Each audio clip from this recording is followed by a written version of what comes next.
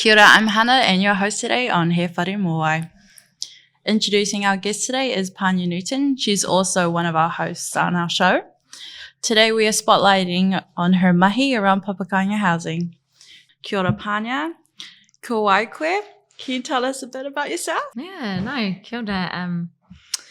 Ko Panya Newton tōku ingoa. Hiuri tēnei no Waikato whānui, Ngāpuhi me Te Rarawa. E noho ana au ki runga i tōku tūranga waiwai ki ihu mātau. My papa's side I whakapapa to Waikato, and on my mum's side we whakapapa to Te Taitokero. And for a lot of my life I've lived here in ihu mātau, which is my tūranga waiwai, the place where I feel most connected to, and the place where I feel a great sense of place and belonging. Could you tell us a bit about your profession and what you do? Yeah, so it's a little bit of a mixed bag. Obviously, a lot of my mahi is centred around the reclamation of our whenua and ihu mātau, and so I'm one of the maungai for the Protect Ihu Mātau whānau-led Indigenous campaign, and that takes up a lot of my time. And on the side, I do a little bit of mahi doing research for my iwi and for other projects like He Whare Moai. Doing lots of mahi to support my iwi. Do you want to say about your passion projects? Yeah, so the projects that I'm leading at the moment is the housing strategy for my iwi. And so through that mahi, we've been developing a housing strategy for Tahiwaru. And through that mahi too, we've been able to engage with our whānau and try to understand what our iwi's collective vision for housing is. All right. So, that's the project I'm helping on for Miles Studio. I didn't realise that was one of your passion projects. I know, yeah. We love your work, Hannah. Thanks. Okay, could you tell us a bit about what your current housing situation is? Yeah, so at the moment I live on our whenua, or at the reclamation site in ihu mātau. Hei kaitiaki mo te whenua, just to keep a watchful eye on the whenua and to maintain our ahika presence here until the process around what the future of the whenua will be. So I get to live, I don't know how to describe it actually, rent-free probably, nice. On my ancestral whenua, but it comes with the conditions of having to do a lot of mahi. So that's my current housing situation. But as well, my tāne and I just recently purchased some whenua back in our Papakanga in ihu mātau. And so we have some aspirations around establishing a Papakanga project on that whenua for our whānau. Yeah. So speaking about this Papakanga project, could you tell us about how it came to be and how did you guys even establish this land? Yeah. The process that you had to go through? Yeah, it's kind of interesting because Tau and I, Tau, we've been involved in this Papakanga project since 2018. And what I mean by Papakanga project is that we got a few of our whānau heads together and talked about how we can support whānau into housing. And we applied for a grant to Te Puni Kōkiri to support 5 Papakanga feasibility studies for our whānau in ihu mātau. Tahiwaru doesn't have we don't have land to develop for housing. And so one of the most strategic and systematic ways that we thought we could support whānau into housing was to engage whānau who owned whenua within our rohe interest area. And so we conducted 5 feasibility studies, and that was completed in 2000 and 2020. Yeah. And following on from that project, we were able to support whānau into further grants. And some of them have been successful in, getting infrastructure grants for their papa kāinga to progress their aspirations. And we've kind of just been building on that mahi ever since. So last year we were on behalf of our iwi, my cousins and I applied for a He Taupua grant to write a housing strategy for our iwi and to investigate other ways that we could support whānau into housing. And then this year we were successful again in getting another funding support to continue to build on that mahi. So we're currently doing another 5 feasibility studies for our whānau in the papa kāinga. Oh, wow. Yeah, and hopefully one of those feasibility studies will look at or investigate what's viable for our papa kāinga block.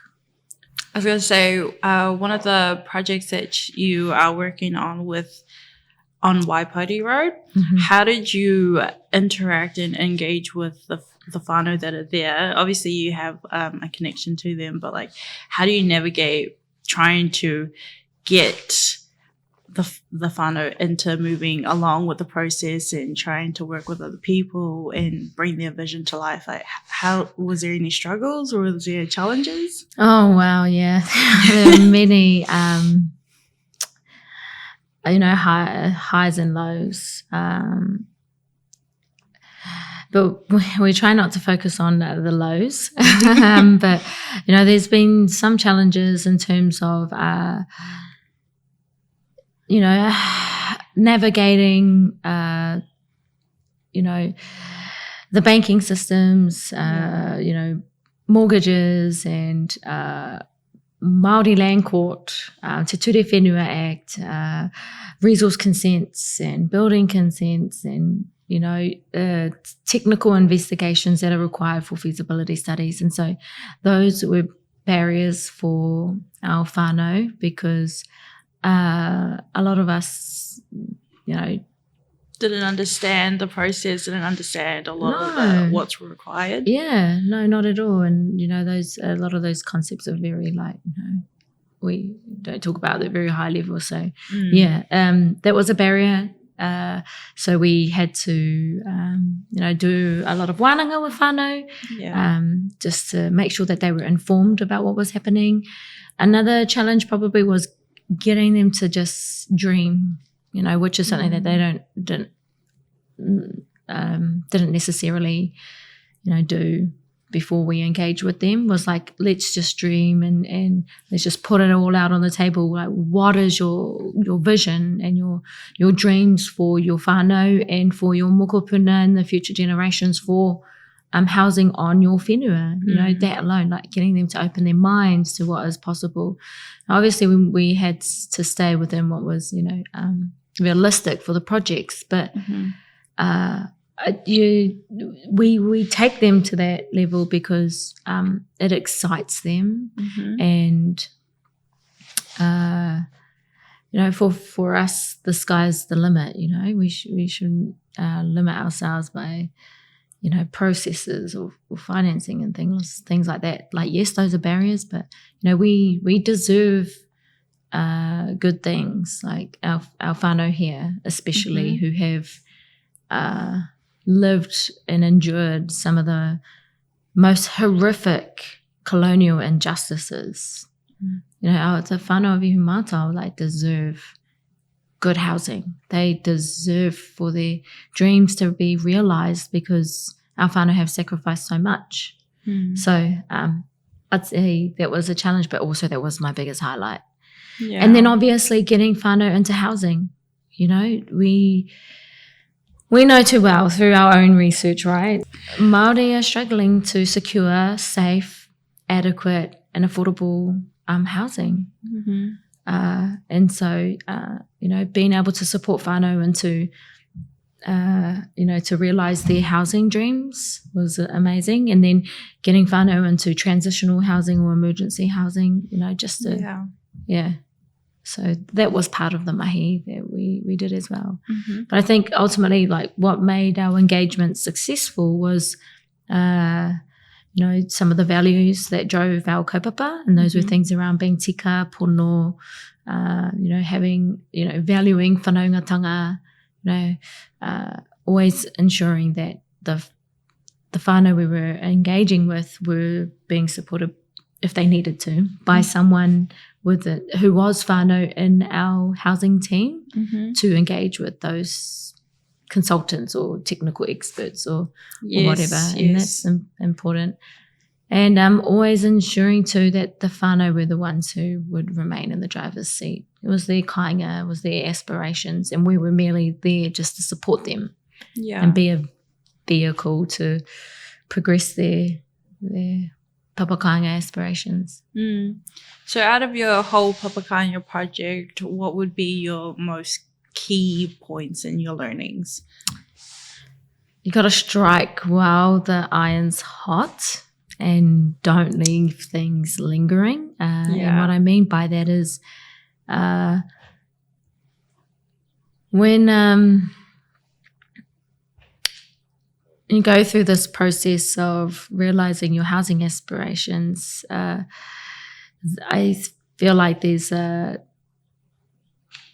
I'm struggling to explain it, but a timeline in place. And I know that we have this concept around tāria te wā or mā te wā, things happen when they happen. But if you go through the dreaming phase with whānau and then you leave it for too long, I think that's a risk in itself and could hinder the project.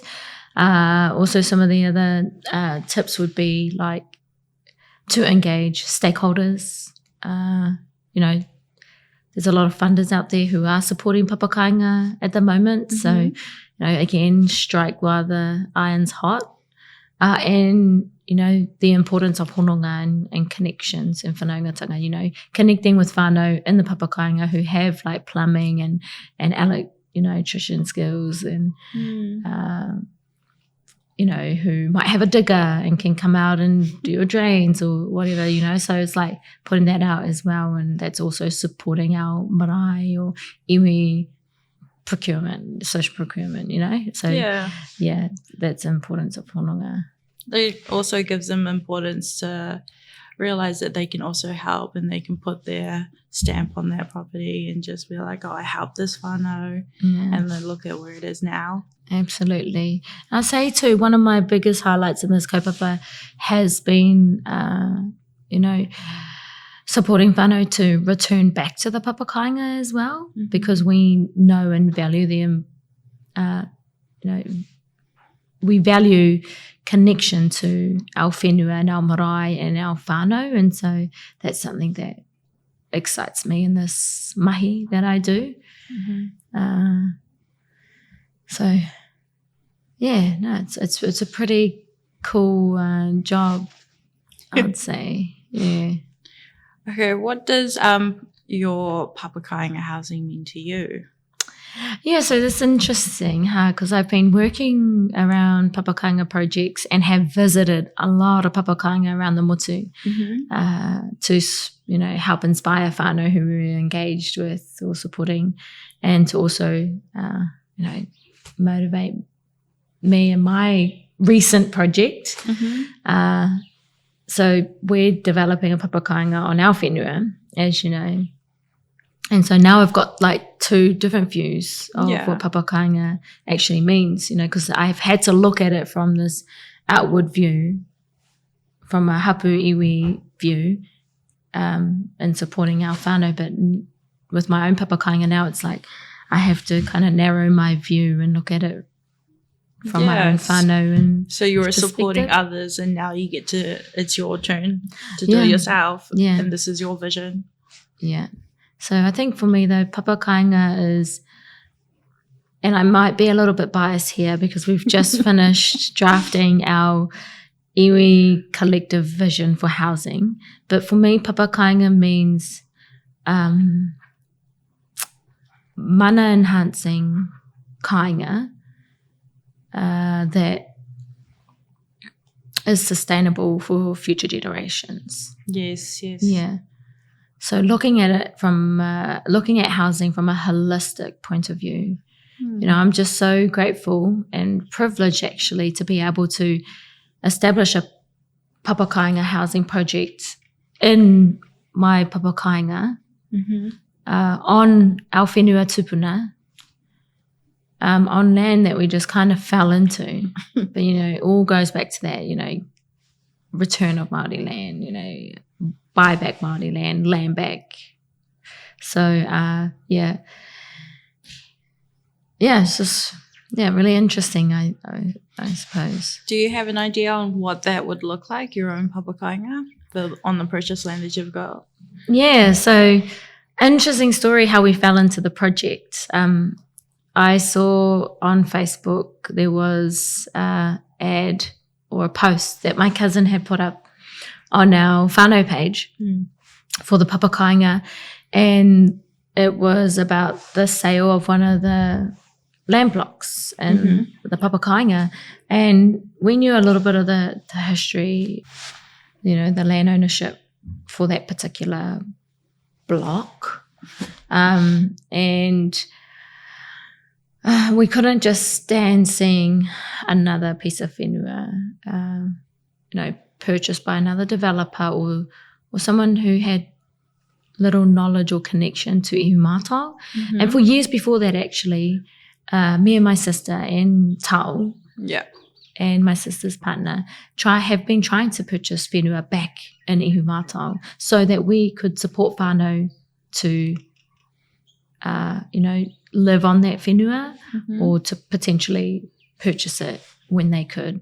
But we were unsuccessful like 4 or 5 times before we landed on that block that we have now. Yeah. And so going back to the post, sorry, no, I went that way. But when I saw the post, I couldn't stand seeing the thought of having somebody else from outside the papakainga purchase the whenua.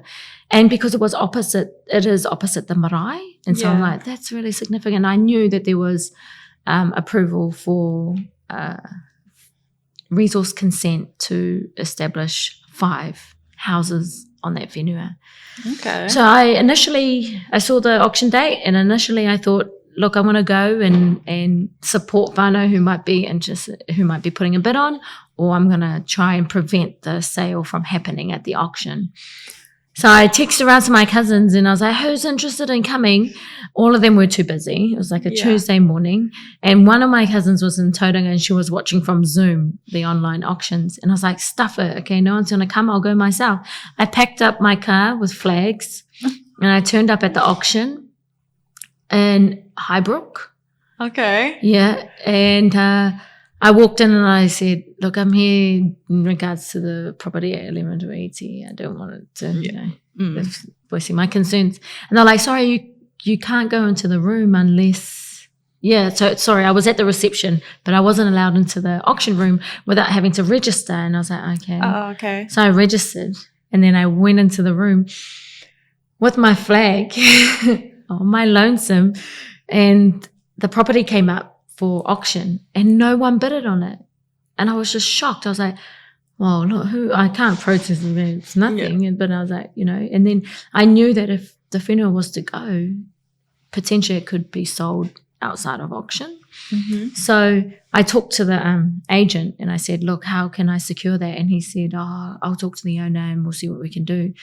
So we negotiated bringing the deposit down to 5%.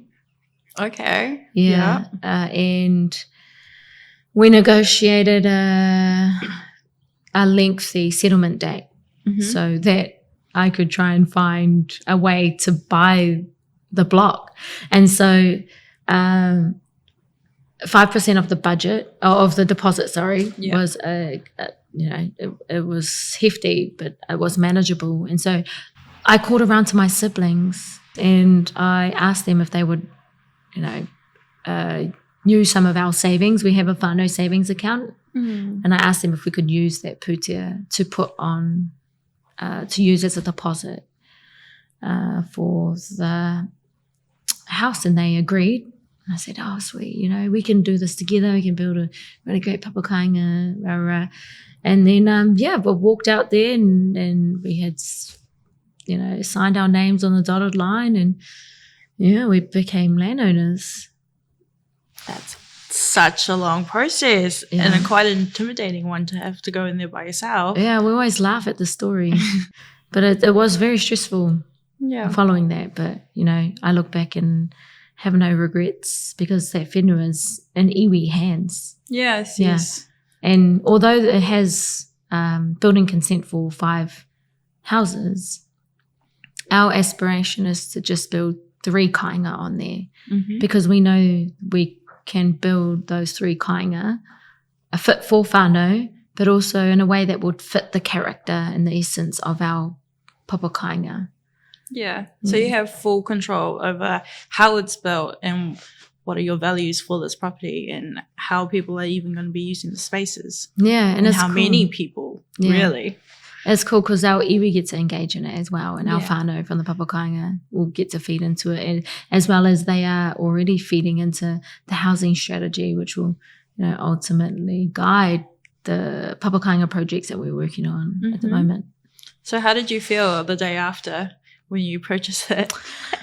Man, just full of adrenaline. Yeah. But just stoked. I was like, occupying whenua currently and at the time. And then next minute I was a landowner for the very first time. So I'd say it was quite liberating, stressful, but liberating, you know, to secure whenua and your name. You know, that's not our ideal situation, you know. I would be more inclined for, you know, our whenua to be in iwi hapu hands, but that's just not the case. It is what it is, and it's better than what it might have or could have potentially been. Yeah, I'm really proud, you know, of our whānau and for Tao to support me in that mahi as well, because as you can imagine, he was very frustrated and stressed when I called him from the auction asking for permission to use our savings, and then for me to approach my siblings to use our whānau savings, and, you know, on the day, like on 5 the minutes. Day. Yeah, we were in negotiations over the settlement price, and so I had him on the phone, a flag in another hand, the agent in my ear, and then all these agents from like Barfoot and Thompson at the back of me saying, "You could do this, you could do this," and, you know, and I was just like, "Well, bring the price down. It's too high." But when I look back, that, you know, some would say that we did pay like a ridiculous price for it, but, you know, I wouldn't put a price on the feeling of you know, having whenua returned back or purchasing and back. Yeah, it sucks, and we shouldn't have to do it, but like, these are some of the concessions that we have to make for the bigger picture, you know, around reclamation of our whenua, and, you know, enhancing our opportunities to exercise our mana motuhake and our rangatiratanga, because for me, you can only truly do that in its purest form when you're on your tūranga waiwai, and this is our opportunity now to do that for, you know, our tamariki and my mokopuna and mokos in the future. Yeah, of course. So, do you have any visions for rangatahi for housing?